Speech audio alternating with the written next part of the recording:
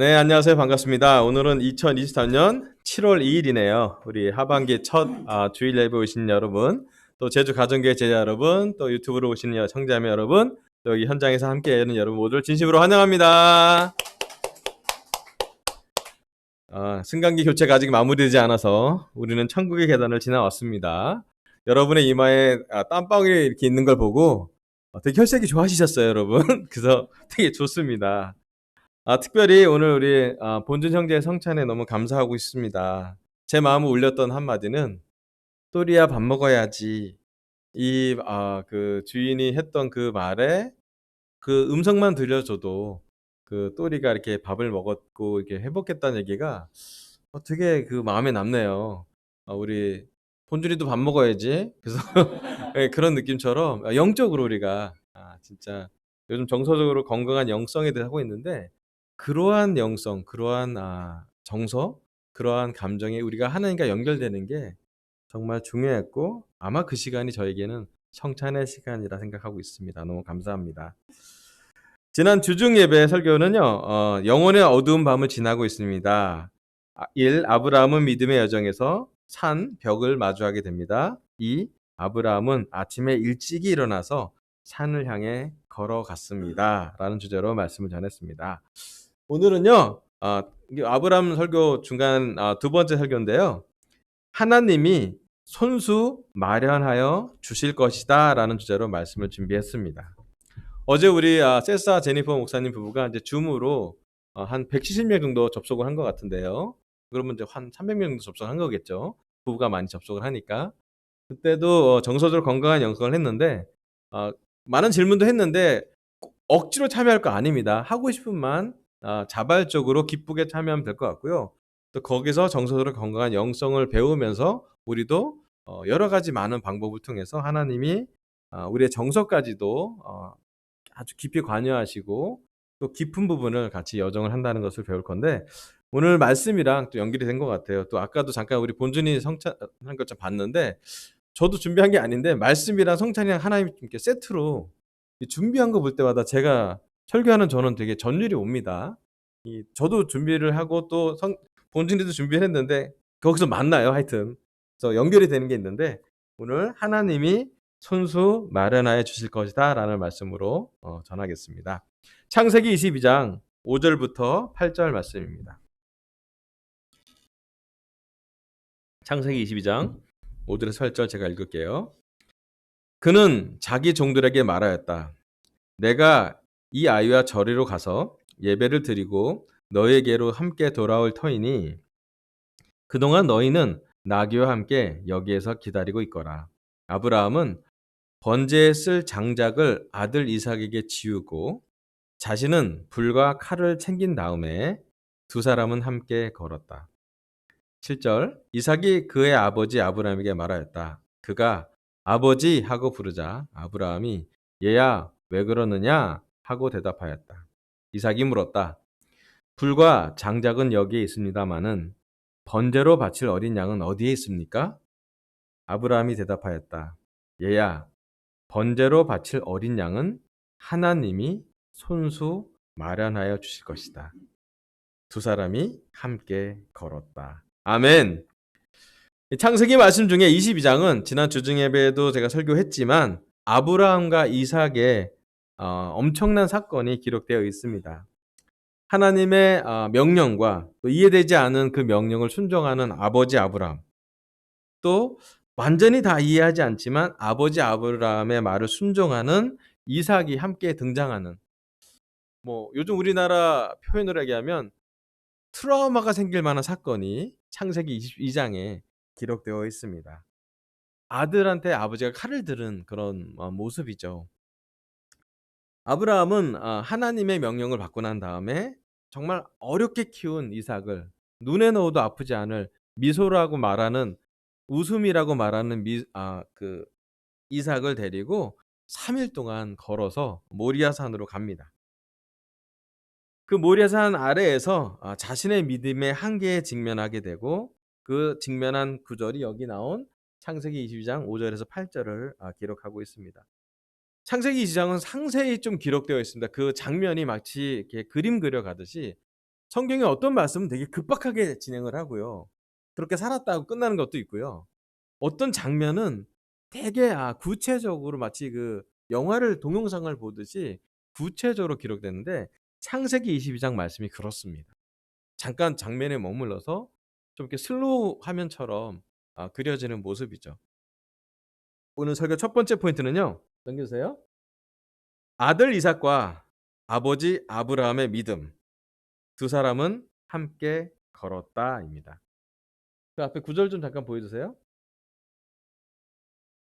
창세기 5절부터 8절까지 특별히 6절과 8절에는 두 사람이 함께 걸었다라고 기록되어 있습니다. 아브라함이 가져가는 믿음의 여정 중에 가장 힘든 여정 중에 하나가 바로 이 시간이라고 말할 수 있습니다. 아버지 아브라함과 아들 이삭의 모습은 구체적으로 어떻게 그들이 대화했는지가 기록되어 있습니다. 아들 이삭은 번제에 쓸 장작을 들고 아버지 아브라함은 불과 칼을 챙긴 다음에 두 사람은 걸었다고 합니다. 여러분, 아브라함이 이 불과 칼을 들고 자기 아들한테는 장작을 이렇게 지우고 그 제단으로 가까이 갈 때 무슨 생각을 했을까요?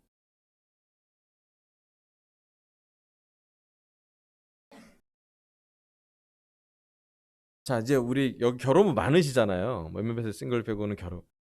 여러분의 아이를 하나님 바치라고 그랬어요. 그리고 그 지금 그 아이가 거기에 타야 돼. 그 번제 위에 걔가 있을 거예요. 걔가 그걸 지고 올라가요. 그리고 자기는 이제 불과 칼을 이렇게 챙겨서 죽이는 도구잖아요. 불은 태우는 도구고 칼은 죽이는 피를 흘게 하는 도구를 아빠인데 그걸 갖고 이렇게 두 사람이 함께 걸었다 그랬을 때 아브라함 마음이 무슨 마음이었을까?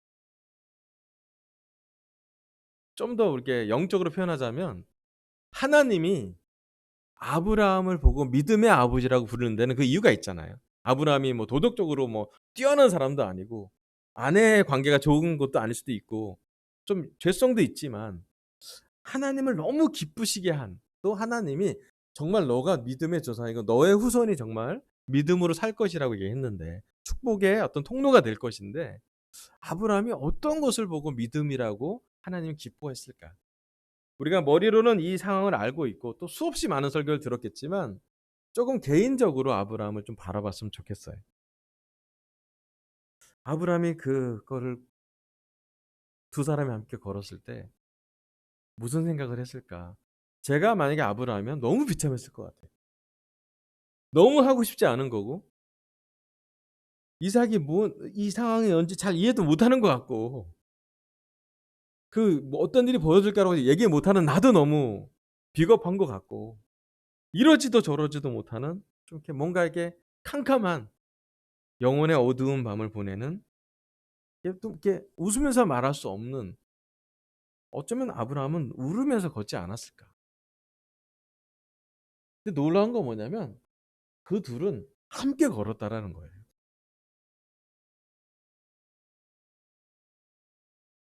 많은 성경학자들은 이 아브라함과 이삭의 모습, 이 창세기 22장을 외아들 예수 그리스도와 아버지 하나님에 대한 십자가의 모습을 예표한다고 해석을 합니다. 많이 연결되죠? 네. 자, 넘겨주세요. 다음 슬라이드. 아브라함과 이삭의 믿음이 하나님을 기쁘시게 했어요. 여태까지 우리가 아브라함의 믿음을 많이 봤잖아요. 오늘은 좀 이삭의 앵글도 있습니다. 양쪽을 같이 보면 좋겠어요.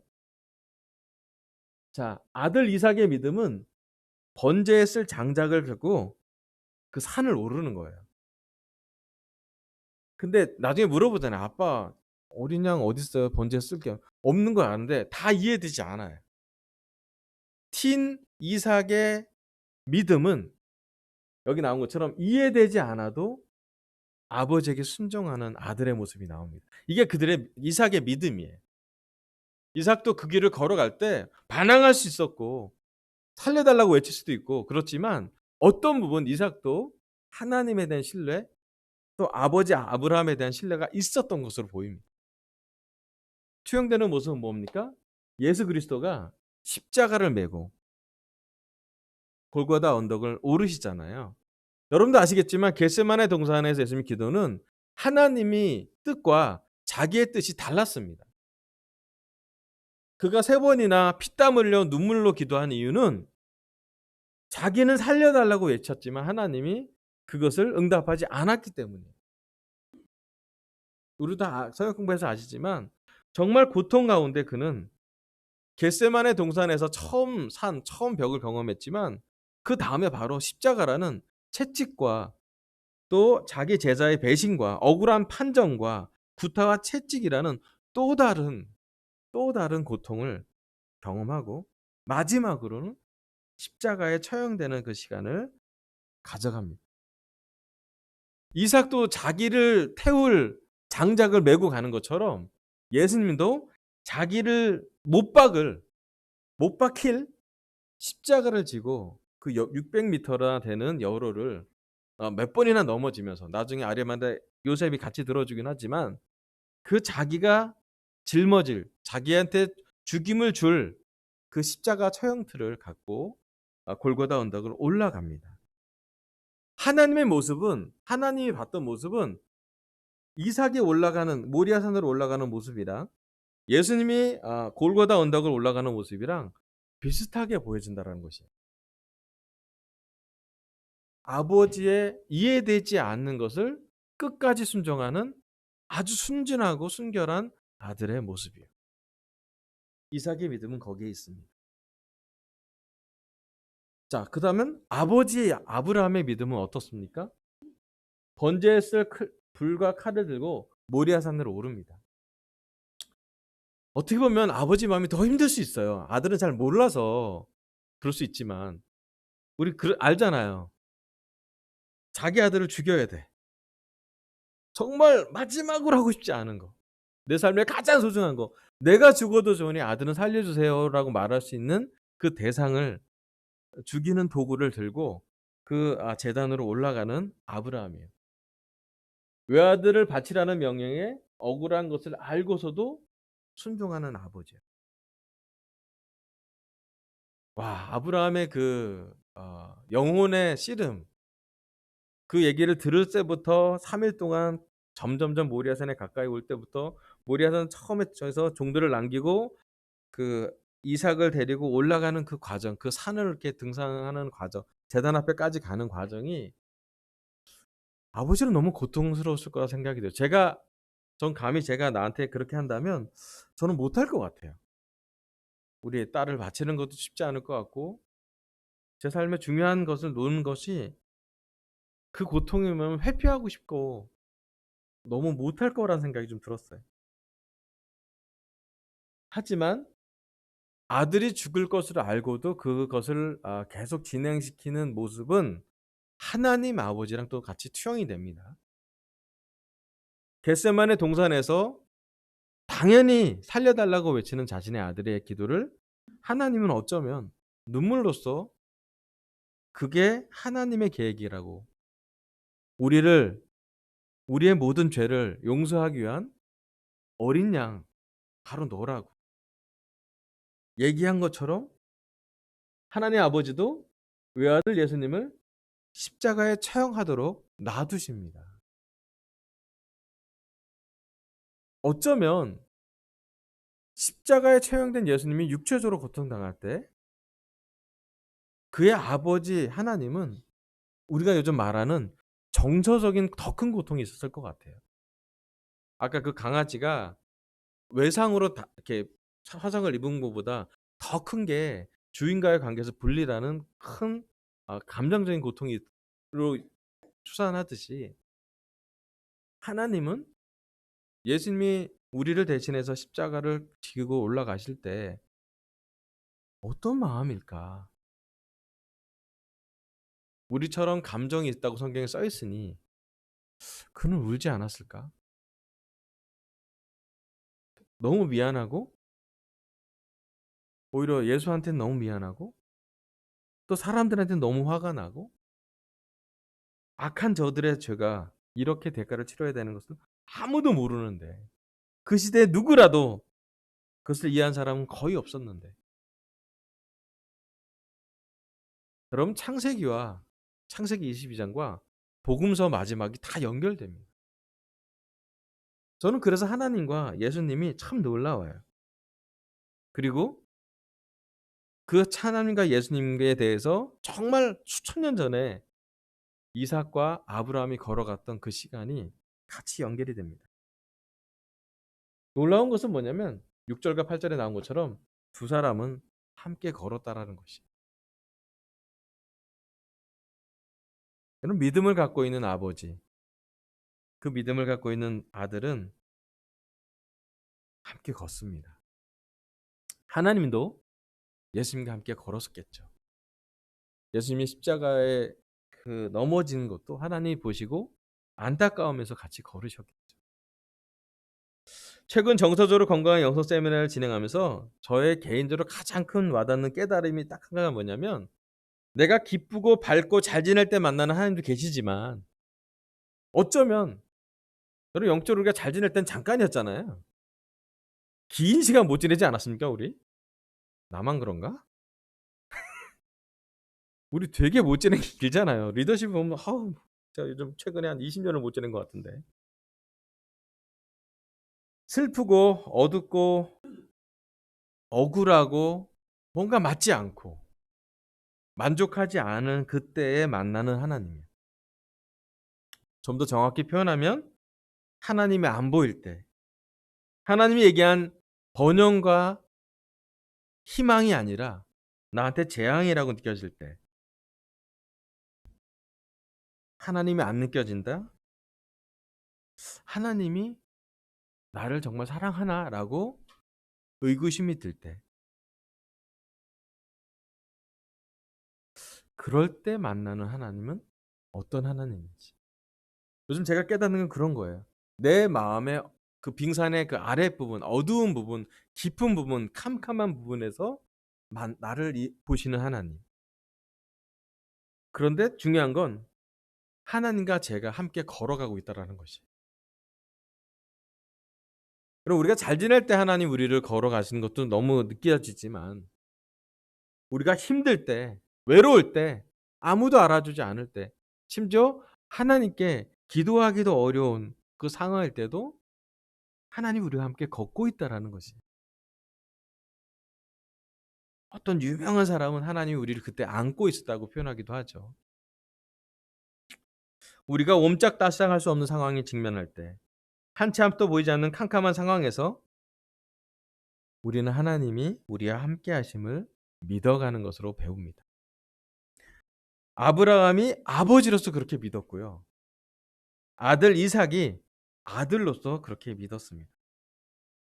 아버지 아브라함의 믿음과 친아들 이삭의 믿음이 모두 표현되는 창세기 22장은 나중에 믿음의 명예의 전당에 오르게 되죠. 히브리 11장에 길게 나와요. 그럼 다시 한번 아들 이삭과 아버지 아브라함의 믿음, 두 사람이 함께 걸었던 그것을 보고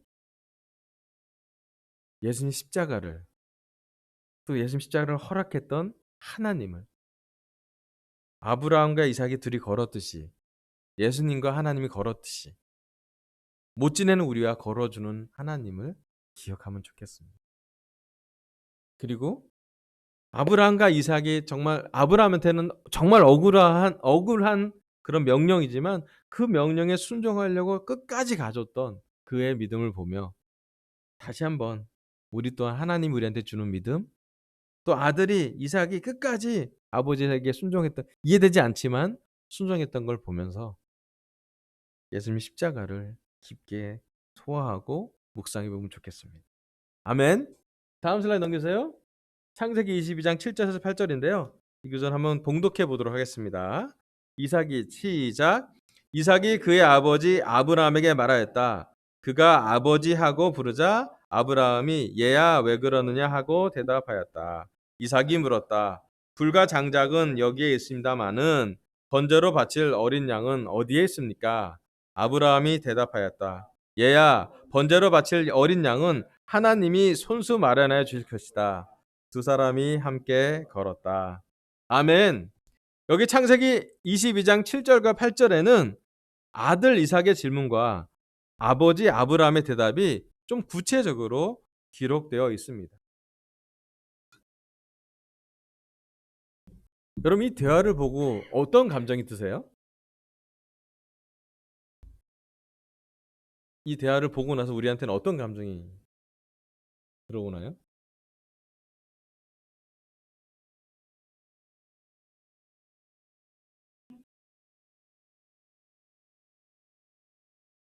좋은 감정이 들어오시나요?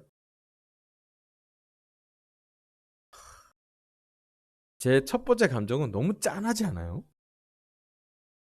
뭘 잘 모르는 이삭과 뭘 잘 아는데 안 알려주는 아브라함과 그 중간에 어떤 아버지 어? 번제로 바칠 장작도 있고요. 불과 칼도 있는데 양이 어딨나요?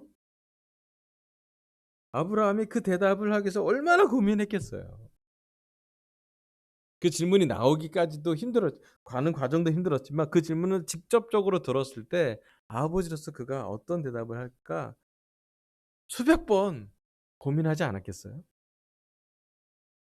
자, 오늘 설교 두 번째 포인트입니다. 얘야, 번제로 바칠 어린 양은 하나님이 손수 마련하여 주실 것이다. 아들 이삭의 질문은 순수했습니다. 모리아 산으로 가고 있고 번제를 해야 되는구나. 장작을 맺고 이제 양만 있으면 되겠구나. 다 준비됐구나. 다음 슬라이드 넘겨주세요. 불과 장작은 여기 있습니다만은 번제로 바칠 어린 양은 어디에 있습니까? 아버지 아브라함은 이렇게 대답합니다. 얘야, 번제로 바칠 어린 양은 하나님이 손수 마련하여 주실 것이다.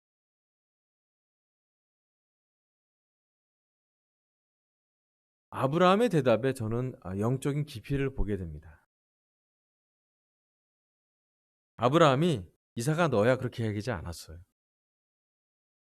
너무 하고 싶지 않은 대답이겠죠. 그게 우리가 생각하는 1차적인 아주 무미건조한 감정이 없는 사람의 대답일 수도 있지만 실제로 아브라함은 참 뭐랄까 믿음의 영적인 깊이 있는 대답을 했어요.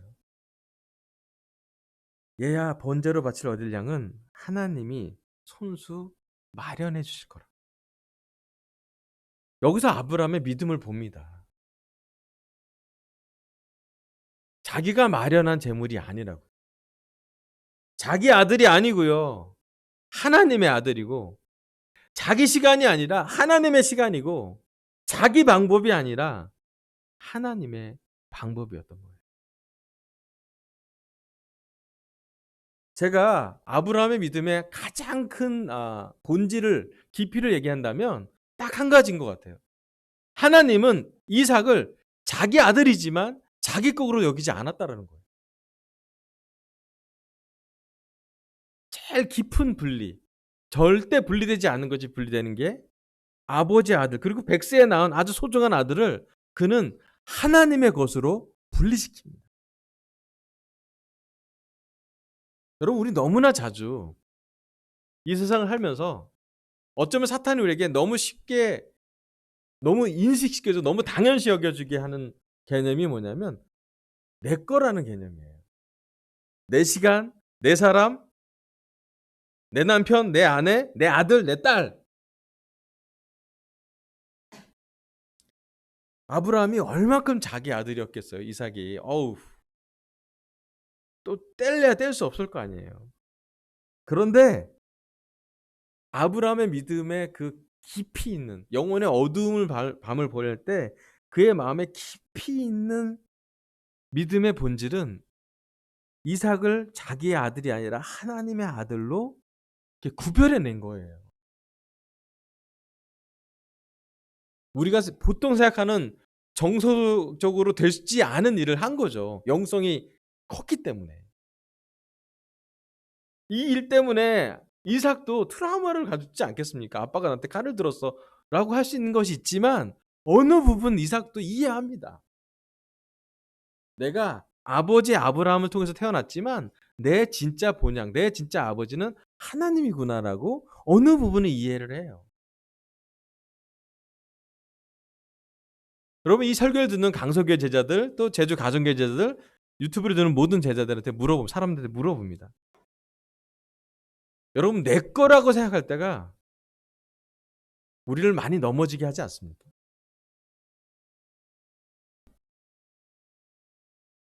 내 소유라고 주장하고 싶을 때 우리는 많이 걸려 넘어집니다. 사탄이 우리 거라고 많이 알려주고 우리에게 많은 기적과 소유와 영적으로 가면과 같은 것들을 허락합니다. 마치 내 것처럼, 내 사람인 것처럼 내 방식대로 하고 싶은 매복을 우리는 끊임없이 씨름하게 되죠. 아버지 아브라함은 자기 것을 자기 것으로 말하지 않습니다. 이삭아 너는 내 아들이야 라고 말하는 게 아니라 재물을 바칠 사람이 너야 라고 하는 게 아니라 하나님이 손수 마련할 어린 양이 있을 거야. 이삭을 이렇게 풀어봅니다. 번제를 들고 가는 그 장작을 들고 가는 그 이삭에게 그 얘기를 합니다. 번제로 바칠 어린 양은 하나님이 손수 준비할 거라. 하나님이 준비한 양이라고. 자기 아들에 대해서 그렇게 볼 수 있는 아버지 몇이나 될까요? 우리 중에 결혼부 제자 중에 우리 아이를 그렇게 볼 사람은 몇이나 되고 있습니다.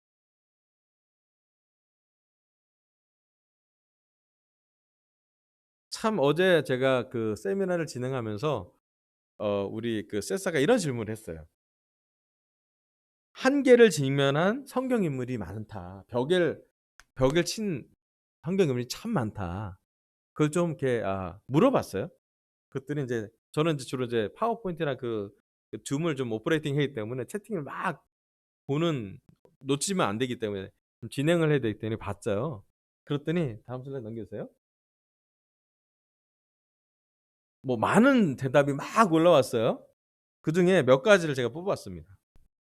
성경에서 벽에 직면한 믿음의 사람들. 우리가 볼 때는 너무 이해되지 않고 캄캄하고 한 치 앞도 볼 수 없는 사람들이 가져갔던 믿음이 나오는 장면들이 많잖아요. 바로 왕과 홍해 앞에 서 있는 모세.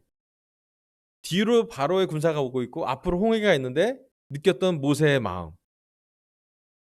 정서적으로는 공황장애가 맞죠. 그때 패닉이 돼야 맞잖아요. 우리가 얘기하는 이렇게 되는데 모세가 지팡이 들고 하나님께 나아가서 기도하고 기적을 행하죠. 모세한테 그 시간이 있었습니다. 두 번째, 사울 왕에게 13년이나 쫓긴 다윗.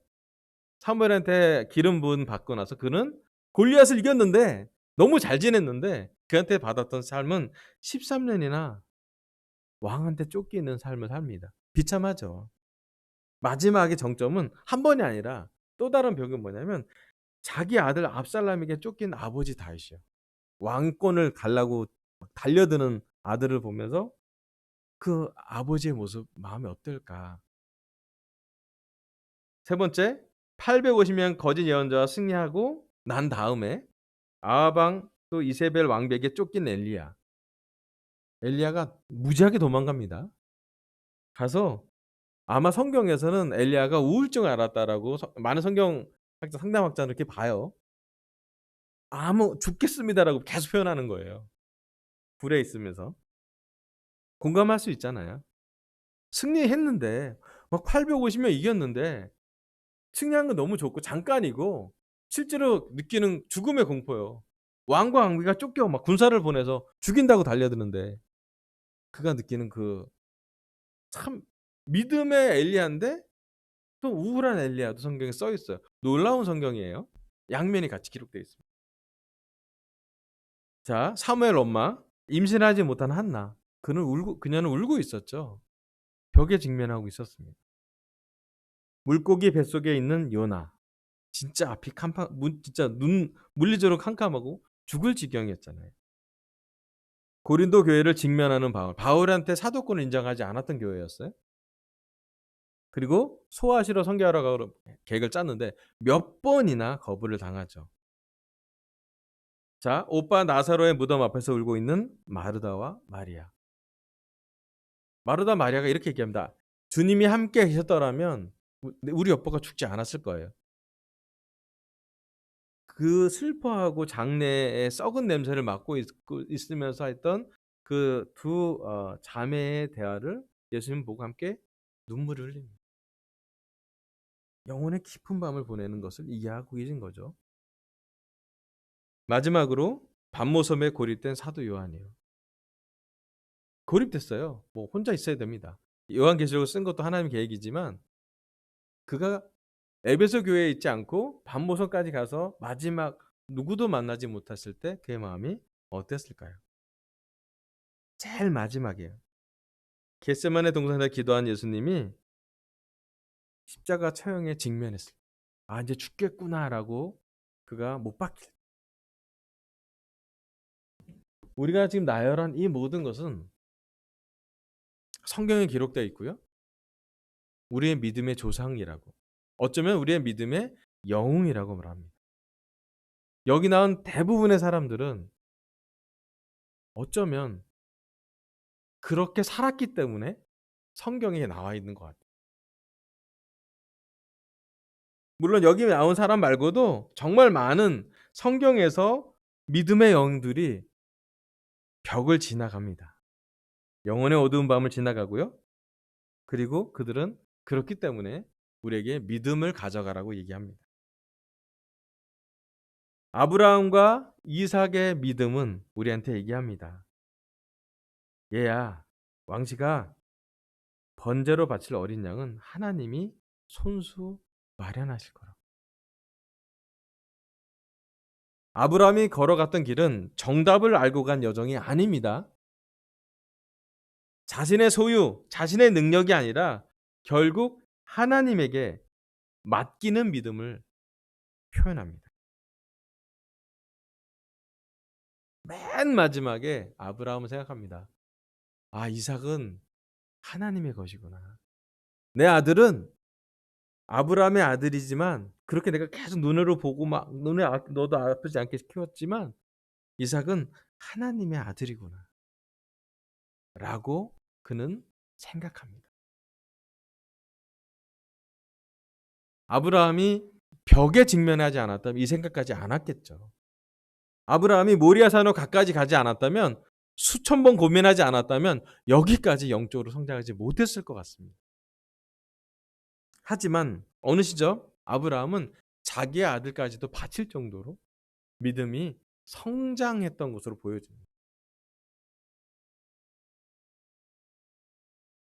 오늘 하나님이 저희 앱스를 통해서, 이 말씀을 통해서 우리 강사 제자들과 제주 가정교제들, 또 이 설교 듣는 모든 분들에게 무엇을 전달하고 싶어 하시는지, 우리도 아브라함의 믿음을 배우라는 것이에요. 내 것을 주장할 수 있지만 내 것이 아니라고 말할 수 있는 영적인 확신이에요. 내 방식이 좋다, 옳다고 말할 수 있지만 내 방식이 너무 안 맞는 어리석은 십자가의 방식이 하나님의 방식일 수 있어요. 내가 의롭다고 말할 수 있지만 아니요, 하나님이 의로우신 분이에요. 우리 교회가 많이 혼난 게 그거 같아요. 교만했던 것 같아요. 우리 교회가 의롭다고 얘기 참 많이 했어요. 아니요, 하나님만 홀로 의로우신 것 같아요.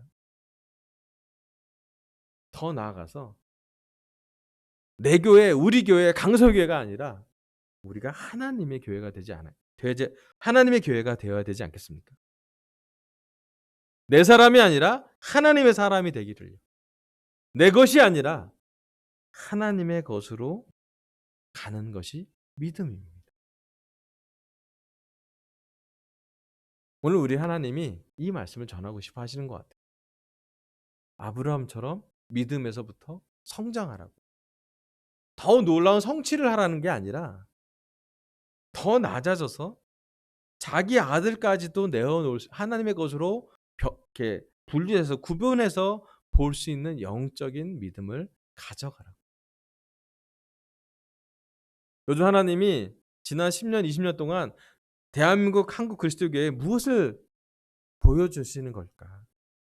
왜 우리한테 이런 억울한, 말도 안 되는 리더십과 이런 상황을 계속 주는 걸까? 교회는 왜 이렇게 어려워지는 걸까라고 말할 때 하나님 얘기하십니다. 교회를 하나로 만들 것도 하나님이시고요. 하나님이 손수 교회를 움직이실 거예요. 그거를 믿으래요. 내가 뭘 어떻게 해서 교회를 바꿀 게 아니라 하나님에 의해서 내가 바뀌면, 하나님에 의해서 내 믿음이 깊어진다면, 내 믿음이 아브라함 믿음과 조금 가까워진다면 여러분 그때 정말 희망이 생기지 않겠습니까? 어느 접점에서 이삭과 아브라함이 깨닫습니다. 하나님이 놀랍게도 아브라함에게는 양을 주셔요. 자기 아들 안 죽게는 허락을 해주십니다. 은혜를 주세요. 근데 하나님이 자기 아들한테는 은혜를 주지 않습니다. 예수님한테는 십자가의 끝까지 죽일 때까지 놔두십니다. 그리고 부활시키죠. 죽음이 없는 부활이 아니라 죽었기 때문에, 십자가가 있었기 때문에 부활이 있는 것입니다. 우리가 많이 착각하는 건 뭐냐면 십자가 없이 부활만 너무 경험하고 싶은 것이에요. 좋은 것만 너무 느끼고 싶고, 교회 가면 좋은 느낌을 갖고 성공하고 싶고 자랑하고 싶고 은혜 받고 싶고 막 갖고 싶어요. 근데 아브라함처럼 걸어간다면요, 자기 아들까지 내어놓으면서 배우는 믿음이 있어요. 진짜 믿음이요. 머리로 가는 믿음이 아니라 간섭에서 나오는 믿음. 합리적인 믿음이 아닐 수도 있어요. 정상적이지 않을 수 있습니다. 어떻게 아버지가 아들을 죽여요? 정상적이지 않아요. 그런데 하나님 앞에 아브라함은 이삭을 바치면서 깨닫습니다. 아, 내 아들이 아니라 하나님의 아들이구나. 자, 마지막 슬라이드 넘겨주세요. 오늘 하나님 저희 입술을 통해서 하나님이 손수 마련하여 주실 것이다 라는 주제로 말씀을 전하겠습니다. 첫 번째, 아들 이삭과 아버지 아브라함의 믿음. 두 사람은 함께 걸었다. 아들 이삭의 믿음과 아버지 아브라함의 믿음을 묵상하고 아들 예수님과 아버지 하나님의 그 예표된 것을 묵상하고 우리가 한번 십자가를 소화해 봤으면 좋겠습니다. 두 번째, 얘야, 번제로 바칠 어린 양은 하나님이 손수 마련하여 주실 것이다.